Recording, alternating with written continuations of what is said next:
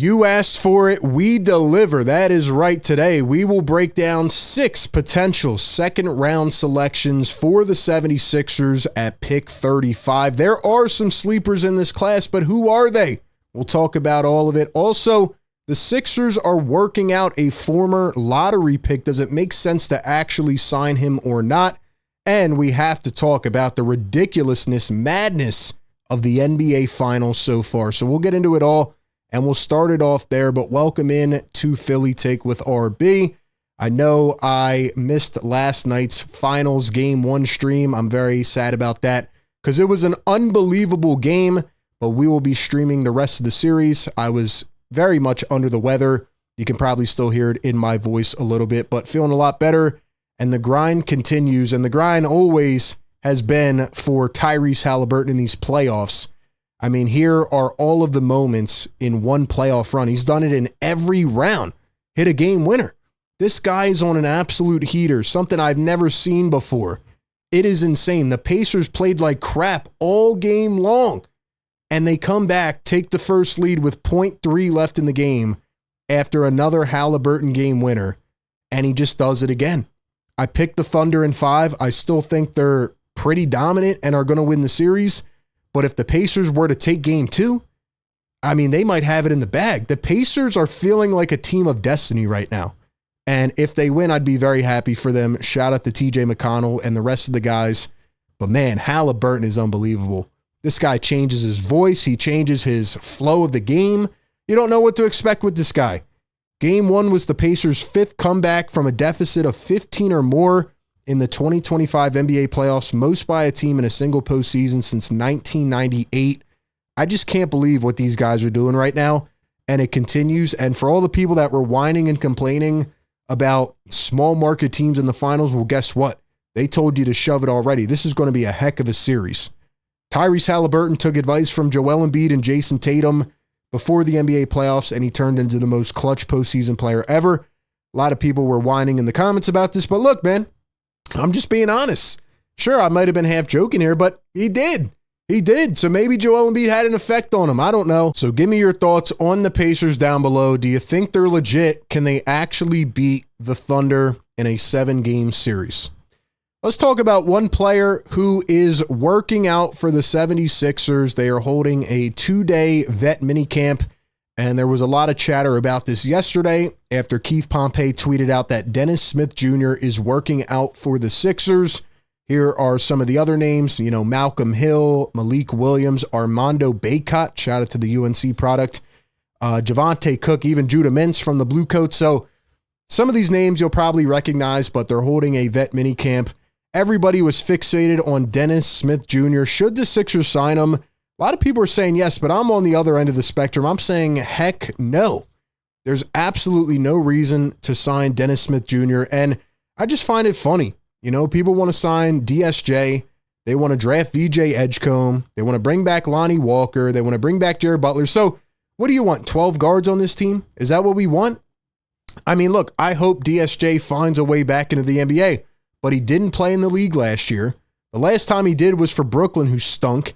He averaged 6 points a game. He kind of carved out a niche as an on-ball defender who can press up, but he never lived up to the hype, and I just don't see the point in adding another guard that can't shoot. Why do the Sixers fans want to do this? Somebody has to explain it to me. I do not think they should get near this with a 10-foot pole. But give me your thoughts down below on Dennis Smith Jr. should they sign him. And I'll tell you who they need to add in the draft. 35 is an interesting spot to be in. Do they trade up? Do they trade back? Do they even keep this pick? I don't know. But they've actually Morey's hit well on some second-round guys in these last few drafts. And 35 is a good spot to really snag a quality role player. So I'm going to talk about 6 of the top guys after doing a ton of draft research and film watching and all that I really like. So we're going to start it off with the first guy here at number 35. If they could get Ryan Kalkbrenner, I think it would be an absolute steal. He is a 7'2", 270-pound senior out of Creighton. He was one of the most consistent production players in college basketball last year. He averaged 19.2 points per game, 8.7 boards, 1.5 assists. He also averaged 2.7 blocks per game, and he was an absolute menace. And I know they drafted Bona last year, but you're looking forward into the future, right? And when you get into the second round, it is about talent and who's left on your board, right? If there's a guy that, you just can't believe they dropped there, you go ahead and take him. But it's also about fit, looking at potential players that could fit your rotation, your scheme, your mold for years to come, even if they don't have a high ceiling. So even though Ryan Kalkbrenner is another center, I would really like his game here in Philadelphia as a backup big. And a couple things about Ryan Kalkbrenner. He is your traditional, slow interior big, right? He's going to play primarily in the paint. He's slow, he's lanky, but this guy brings a lot of skill to the table. He was one of the best shot blockers in all of college basketball. He has a massive wingspan. He had the second biggest wingspan when they tested at the combine, 7'6". He had the third biggest standing reach in the class at 9'4".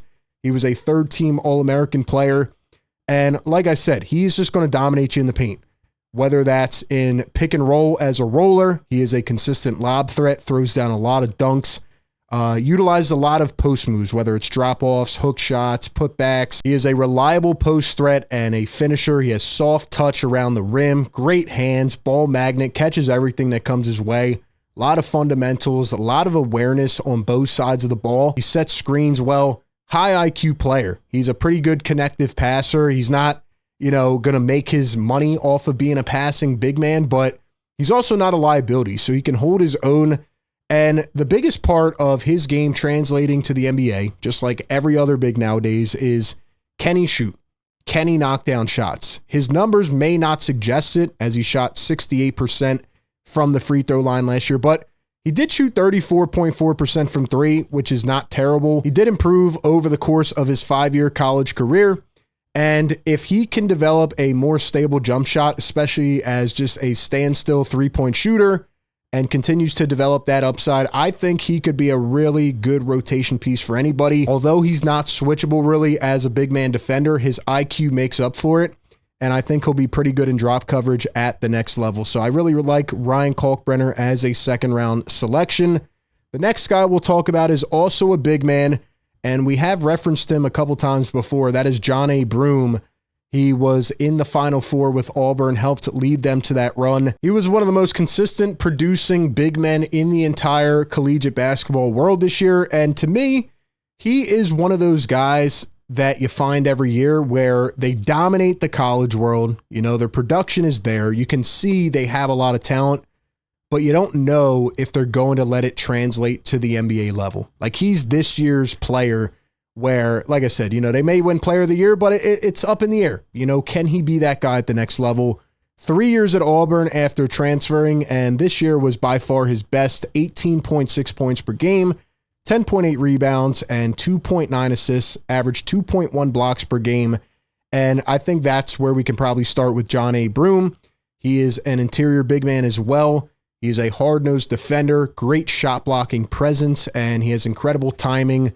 Another guy with high IQ, but where I really like his game, my favorite thing about him is his toughness. We saw in the Elite Eight, he came out with an injury. It looked like he had dislocated his elbow or hyperextended it, whatever.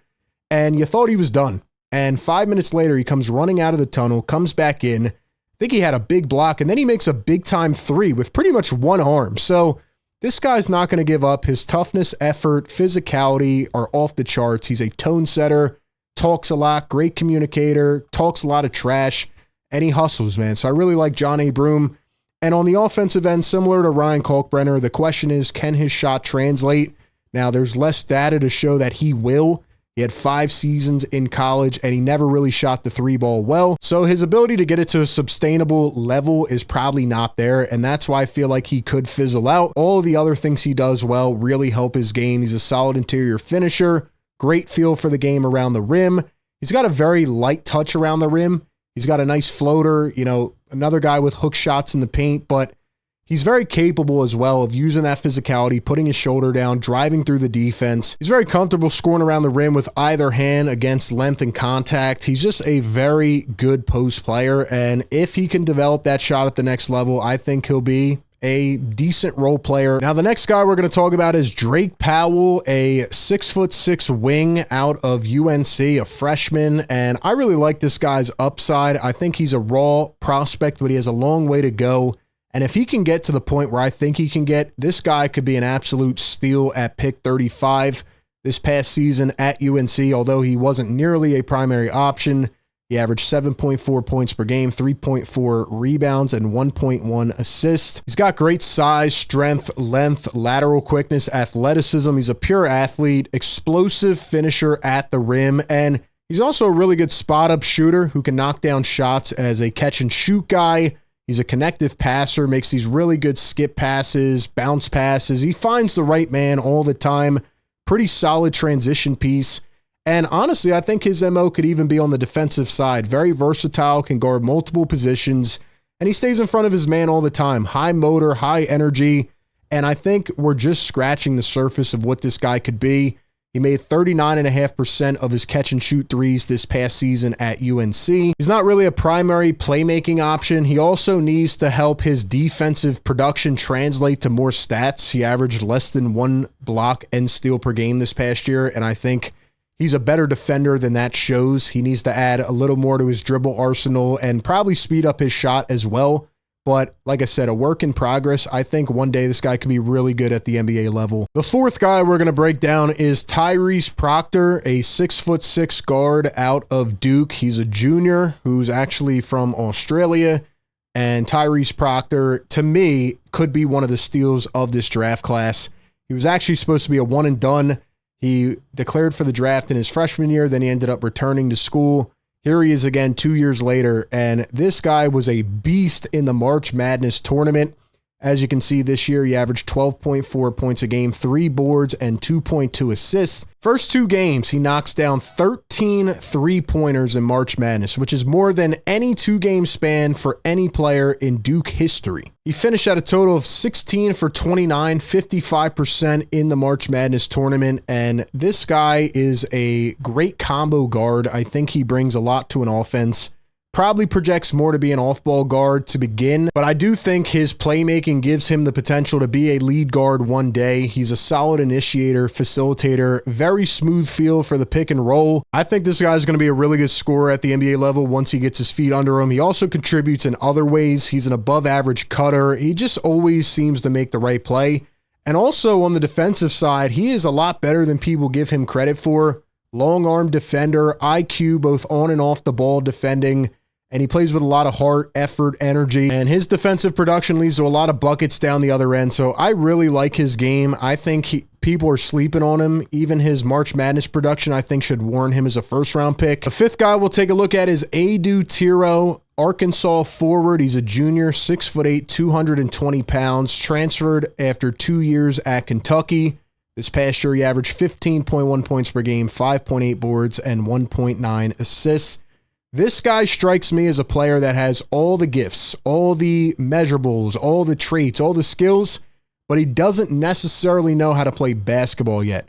So there's going to be a huge development curve there, but if you can get this guy to that level, there's no reason he can't become a really good player at the NBA level. Above average frame, length, size, athleticism, vertical ability, explosiveness, really good first step to the rim. And there's no denying that he has the traits to become a really lethal offensive player, but they have to work on a couple things when it comes to him. Consistent three-point shooting. His jumper's not there yet. His jumper's kind of slow, a little bit of wonky mechanics, but you can work on those things. His touch around the rim, like I said, he just likes to go straight downhill to the rim. Certainly needs to upgrade his dribble arsenal. Very loose handles. Sometimes gets plucked because he doesn't have much in the bag. But if he can continue to develop that, I think, especially in his dribble drive game, it'll pan out well. He's got a nice little midi turnaround that usually falls. And maybe he even projects out as a 3-and-D player at the next level. He has a lot of defensive versatility. He can guard multiple positions. Very laterally quick. Can stay in front of his man.